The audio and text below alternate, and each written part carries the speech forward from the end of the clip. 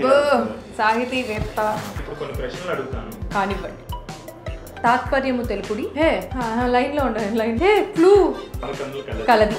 నజబజ జజరా Harry Potter add చేస్తుంటా. కరెక్టే కదా, వచ్చేసింది మన గుణసన్. అలా చూడకు. ఎవరు రచించారంటావు? అయిపోయిందా? ఇంకా చాలు. లేదు అమ్మో. నో మాస్టారు, నా బుర్ర కూడా మూచిపోయినది. చూసినా అమ్మా, ఇది రుహబ్సా కాదండి, నా రక్తము. కరెక్ట్. తెలుగు మాస్టర్ కి స్వాగతం. శుభోదయం తెలుగు మాస్టారు. ముట్టుకోకూడదు. నేను ఇప్పుడు కొన్ని ప్రశ్నలు అడుగుతాను, వాటికి సరైన సమాధానాలు చెప్పకపోతే అక్కడున్న కీరదోసకాయని ఆ పక్కనే ఉన్న రుహబ్సాలో బాగా ముంచి తినదు. సరే అటులని కానివ్వండి. మా తెలుగు తల్లికి అనే గేయాన్ని రచించింది ఎవరు? మా తెలుగు మాస్టారు నల్లటి బోర్డు మీద రాస్తే నేను నా పుస్తకంలో రచించాను. చెప్పక ముందే చప్పుడు చేయక కీరదోసను.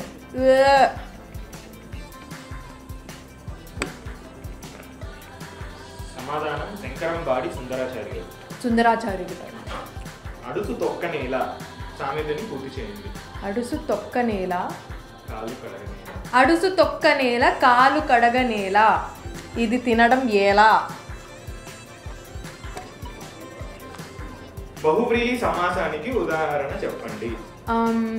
బహువ్రీహి సమాసమునకు మీరు తాత్పర్యము తెలుపుడి. కలది కలవాడు. వాలు కనుల దాన. వాలు కనులు కలది దాన. వాలు కనులు కలది. కరెక్ట్. అంటే వాలు కనులు కలది బహువ్రీహి సమాసము. మహాభారతంలోని అధ్యాయాలని ఏమని పిలుస్తారు? లైన్లో ఉండవేను. లైన్లో ఉండు. అధ్యాయాలని పిలుస్తారు. మొదటి అధ్యాయము, పద్యాలు, దాని తాత్పర్యాలు. అధ్యాయాలనే పిలుస్తారు. ఇప్పుడు సాయి పల్లవి రాణా సినిమా పేరేంటి? హే లైన్లో ఉండదు. లైన్లో ఉంది. అదేదో ఉంటుంది, ఏనుగు ఉంటుంది. కాదు. హే క్లూ విరాట పర్వము. పర్వాలు. అంతే, అంత గట్టిగా చెప్పాను కదా. పర్వాలు. అసలు తెలుగు మాస్టారు నన్ను ప్రశ్నలు అడగలేక పుస్తకమును తిరగవేయుచున్నాడు. సున్నాన్ని కనిపించింది ఎవరు? ఆర్యభట్ట. అది కూడా తెలుగు చెప్ప పేరు. కండి. అయిపోయిందా? నజబజ జజరా. నజబజ జజరా కచ్చట్ట.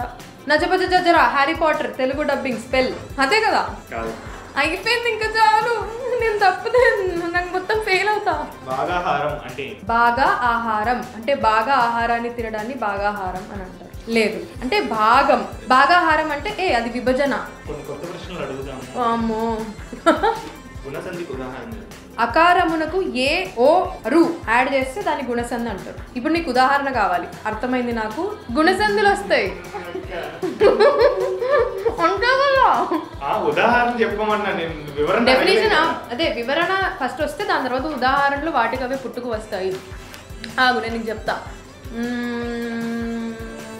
నందోదయం.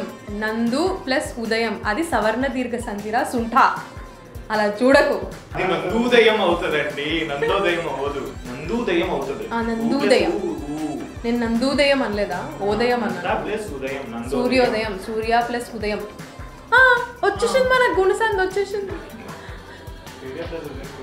కరెక్టే కదా. నందోదయం. నంద ప్లస్ ఉదయం. తప్పు చెప్తానా? ఇప్పుడే కదా కరెక్ట్ చెప్పాను. నేను కనిపెడుతున్నా. నందోదయం అంటే ఇప్పుడు నందు ఉదయాన్నే లెగిస్తే దాన్ని నందోదయం అంటారు. అయిపోయిందా? భాగవతం. ETV editor Sri Bhagavatam. భాగవతమే కావాలి నీకు. భాగవతం ఎవరు రచించారంటావు? భాగవతం పోతన గారు రచించారు.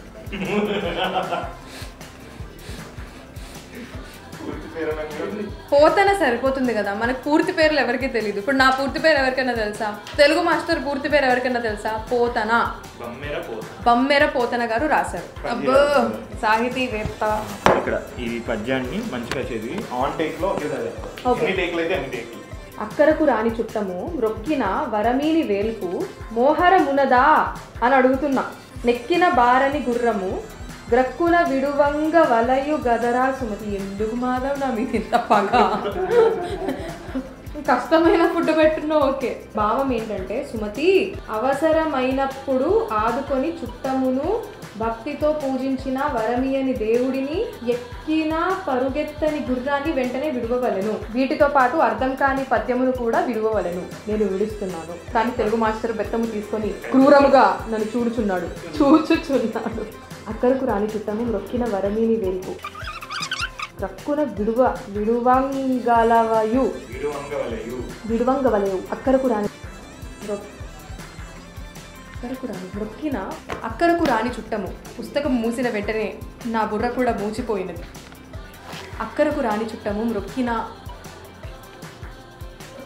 మోహరమునదానెక్కిన గదరా సుమతి విడువంగవలయు గదరా సుమతి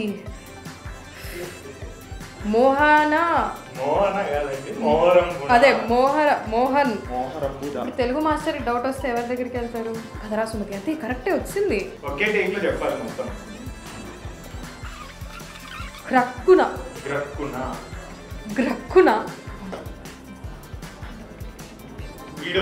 విడువంగవలయు కదరా సుమతి. అమ్మా అక్కరకు రాని చుట్టము విడువంగవలయు గదరా సుమతి. అదొక్కటే కదా, ఒక్క వర్డ్ వీళ్ళతో చెప్పా. మళ్ళీ కాదు తెలుగు మాస్టర్, వీళ్ళతో చెప్పా. క్రక్కున విడువవలయు గదరా సుమతి. మొహరమునా దానెక్కిన చూసినావా తెలుగు మాస్టర్? అక్కరకు రాని చుట్టము సుమతి. అయ్యో ఎంత కష్టపడి. ఓకే. అక్కరకు రాని చుట్టము రొక్కిన వరమీని వేల్పు మొహరమున దానెక్కిన బారని గుర్రము ప్రక్కున విడువంగ వలయు గదరా సుమతి. ఇది పెద్ద బాల శిక్ష, ఇది చిన్న బాల శిక్ష. అర్థమైందా? అక్కరకు రాని చుట్టము రొక్కిన వరమీని వేల్పు మొహరమున దానెక్కిన బారని గుర్రము. ఇది రుహబ్సా కాదండి, నా రక్తము. రక్తముకు పర్యాయ పదాలేంటో కింద కామెంట్లో చెప్పండి. అక్కరకు రాని చుట్టము రొక్కిన వరమీని వేల్పు మొహరమున దానెక్కిన బారని గుర్రము క్రక్కున విడువంగ వలయు గదరా సుమతి.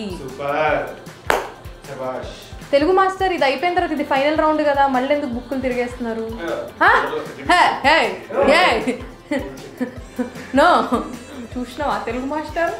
లైన్లో ఉండండి.